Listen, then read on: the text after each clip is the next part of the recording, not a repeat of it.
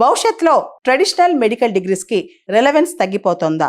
Robotics, artificial intelligence ఈ మొత్తం medical science లో వినూత్నమైన ప్రయోగాలు చేయబోతోందా? మనం చూస్తే గనక ఇప్పటికే రోబోటిక్స్ కావచ్చు, ఏఐ కావచ్చు, ఇదంతా కూడా డయాగ్నోసిస్, ట్రీట్మెంట్ ప్లానింగ్, అదేవిధంగా ప్రెసిషన్ సర్జరీస్ వీటన్నిటిలో కూడా ఎంటర్ అయిపోయాయి. ఇప్పటికే మన ఐ సర్జరీస్ మనం చూస్తే లాసిక్ ఐ సర్జరీస్, ఏదైతే లేజర్తో ఐ సర్జరీస్ ఉన్నాయో అవన్నీ రోబోట్స్ చేసేస్తున్నాయి అనమాట.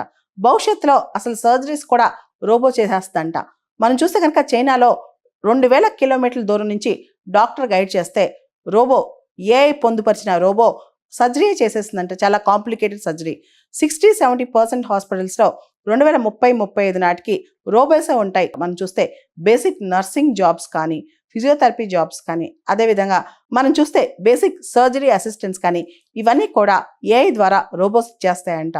అండ్ మెడిసిన్ చదవాలంటే 10 ఏళ్ళు 15 ఏళ్ళు సూపర్ స్పెషలైజేషన్ చదవాలంటే. అయితే ఇవన్నీ కూడా మెడిసిన్లో అడ్వాన్స్మెంట్ వచ్చేసరికి ఇంకా ఎక్కువ చదువుకుంటూ వెళ్ళిపోవాలి. అదే ఏఐ రోబోస్ వచ్చేసినాయి అనుకోండి, ఈజీగా పెద్ద పెద్ద మెడికల్ ట్రీట్మెంట్స్ కూడా అవి అసిస్ట్ చేయగలవు.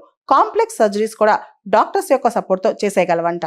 అయితే రోబోస్కి క్రియేటివిటీ, ఎంపతి, హ్యూమన్ టచ్ అస్సలు ఉండదు కాబట్టి, హ్యూమన్ జడ్జిమెంట్ కూడా ఉండదు కాబట్టి డాక్టర్స్ని పూర్తి స్థాయిలో రోబోస్ రీప్లేస్ చేయలేవు. కానీ డాక్టర్స్కి సప్లిమెంట్ చేయగలవు, అసిస్ట్ చేయగలవు.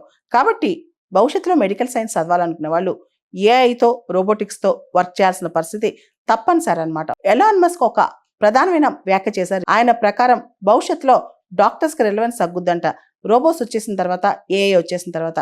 అయితే ఎవరైతే డాక్టర్స్ ఏఐని, ఆర్టిఫిషియల్ ఇంటెలిజెన్స్ని కమాండ్ చేయడం నేర్చుకుంటారో, ఎవరైతే డాక్టర్స్ రోబోస్ కూడా కమాండ్స్ ఇవ్వగలరో వాళ్ళు మాత్రమే ఇన్నోవేటర్స్గా మిగిలిపోతారు. రెగ్యులర్గా చిన్న చిన్న సర్జరీస్ అన్నీ కూడా ఆర్టిఫిషియల్ ఇంటెలిజెన్స్ రోబోసే చేస్తాయి. చిన్న ఎర్రర్ కూడా లేకుండా చేస్తాయి.